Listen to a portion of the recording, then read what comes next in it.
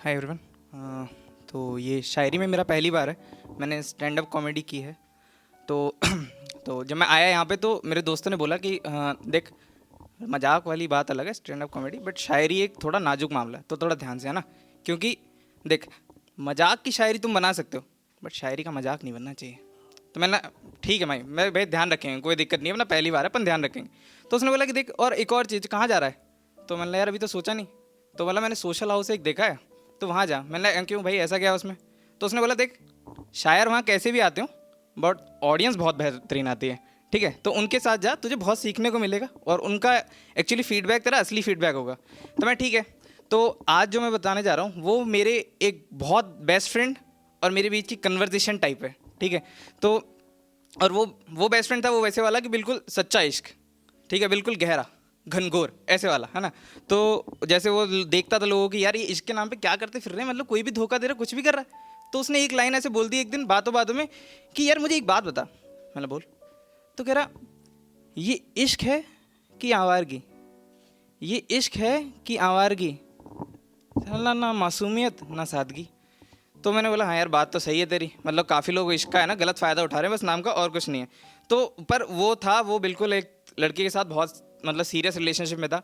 और जब इश्क आता है हमारे समाज में तो फिर एक सबसे बड़ा दुश्मन भी आता है इसका, वो समाज हो गया, ठीक है? वो आज के ज़माने का इश्क हो चाहे पुराने ज़माने को, समाज से बहुत लोग हारे हैं।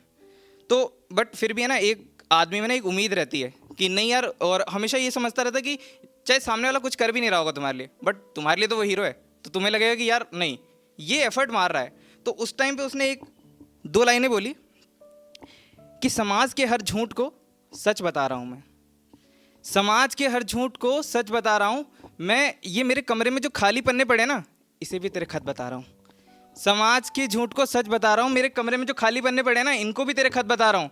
तू कुछ भी मत कर मेरे लिए, तू कुछ भी मत कर मेरे लिए चाहे, बट तेरे थोड़े बहुत को भी ना दुनिया में बेहद बता रहा हूँ। तो ऐसा हुआ, तो उसे बहुत बहुत विश्वास था कि नहीं यार ऐसा कोई समाजवाद ठीक है, अपनी बात है, बट अपन रख लेंगे, अपन ऐसे कन्विंस कर लेंगे, कोई दिक्कत नहीं है। बट ठीक है, कभी कभी होता है, नहीं हो पाता, ठीक है, दो में से कभी ना कभी कोई ना एक तो हार ही जाता है, ठीक है? पर हारे चाहे उनमें से कोई भी, पर हार दोनों की होती है एट द फाइनल। तब उसने ये लिखा कि उस टाइम पे सब उसको बोलने लगे कि है ना, ये सच्चा इश्क कुछ नहीं होता भाई, ये सब है ना फालतू की बातें और कुछ नहीं है, तू इनमें फालतू में पड़ा हुआ है। तो बोला कि नहीं यार, इश्क होता है और सच्चा होता है। तो उसने उस पर बोला कि सुनो सुनो भूला नहीं हूँ मैं, सुनो भूला नहीं हूँ मैं, याद तेरी आज भी ताजा है। सुनो भूला नहीं हूँ मैं, याद तेरी आज भी ताजा है। हार गए मेरे हिम्मत के सिपाही सारे, हार गए मेरे हिम्मत के सिपाही तेरे समाज के सामने, बट किसी दिन मेरे मोहल्ले में आना, मेरा इश्क आज भी राजा है। तो उसके बाद जब ऐसा हुआ तो उसके बाद थोड़े दिन बाद ऐसे खबर आ गई कि हाँ भाई, तो उस लड़की की तो शादी तय हो रही है। तो उसके घर वाले तो बोल रहे हैं कि अभी कल परसों में, बस एक दो महीने में शादी कर देंगे उसकी। तब फिर वो सीरियस सा हो गया। वो होता है ना कि क्या बोलते हैं, आपका जब कुछ खोता है ना, तब आपको थोड़ा सा कम दर्द होता है, बट वो दर्द डबल हो जाता है जब वो किसी और को मिल जाता है ना। तो उस टाइम पे उसने लिखा कि नाम लिखा एक पन्ने पे, फिर वो पन्ना ही मेरा खो गया। नाम लिखा एक पन्ने पे, फिर वो पन्ना ही मेरा खो गया। जाने वो पन्ना मेरा खो गया या वो नाम और किसी का हो गया। तो उसे लगा कि भाई अब तो चीज़ें ख़त्म हो रही हैं, यही सब हो गया। तो फिर वो वाला मोड़ आ गया उसका कि उसे लगा कि यार अब क्या करना है, मतलब ज़िंदगी ख़त्म कर दो, मैं इसकी यहाँ ख़त्म ही कर दो बिल्कुल ही।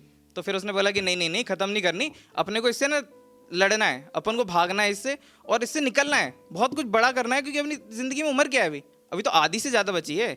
तो उस टाइम उसने लिखा कि यार मैं ऐसी चीज़ में जी रहा हूँ ना कि मुझे लगता है एक ही ज़िंदगी को दो हिस्सों में जी रहा हूँ, एक ही ज़िंदगी को दो हिस्सों में जी रहा हूँ। भाग रहा हूँ कभी तो कभी रास्ता ही समझ नहीं आता, मैं भाग रहा हूँ किसी किसी दिन और कभी रास्ता ही समझ नहीं आता। मसरूफ़ है इस दुनिया में मेरा एक हिस्सा, मसरूफ़ है इस दुनिया में मेरा एक हिस्सा, और दूसरे को कोई वास्ता ही नज़र नहीं आता।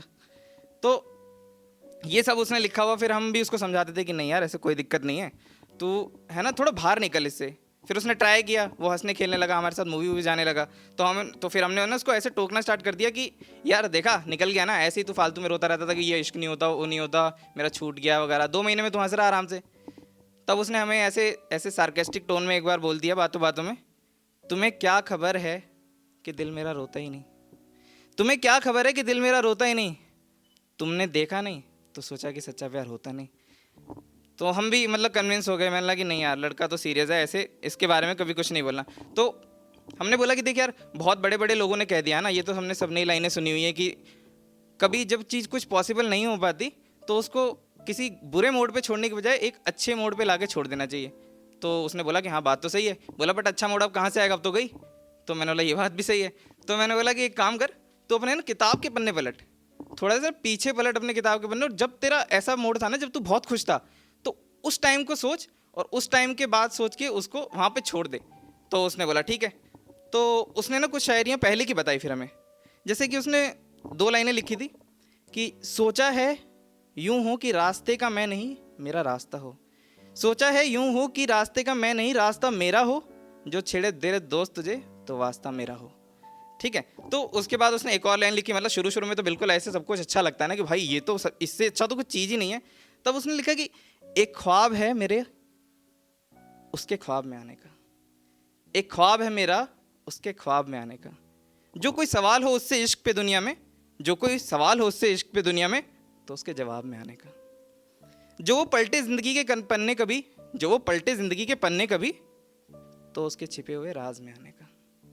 और फिर लास्ट लाइन उसने ये बोली कि जो वो मांगे दुआ खुदा से कभी बैठ के, जो वो मांगे दुआ खुदा से कभी बैठ के, तो उसके धीमे अल्फाज में आने का। ठीक है। तो जब ये स्टार्ट हुआ था ना, तो मुझे एक लाइन याद है, मेरा टाइम खत्म होने वाला, तो मैं जल्दी से बोल देता हूँ कि हमने बोला कि भाई तेरा भी ऐसे ही चलेगा क्या, कि दोस्त फिर गर्लफ्रेंड फिर वाइफ। बोला नहीं भाई, अपन थोड़ा शायर टाइप के आदमी हैं, तो अपना ऐसा होगा कि तू पहले लफ्ज़ हुआ मेरा, फिर किस्सा, और फिर कहानी मेरी। तो उसका लफ्ज़ और किस्सा तो ख़त्म हुए, बट कहानी पूरी नहीं हो पाई, बट ठीक है। और मतलब उस बेस्ट फ्रेंड को मुझे हेल्प करना बहुत ज़रूरी था, क्योंकि हम सब जानते हैं ना कि हमारा सबसे ज़्यादा बेस्ट फ्रेंड होता कौन है, हम खुद ही। तो मेरा उसको हेल्प करना बहुत ज़रूरी था। Thank you so much.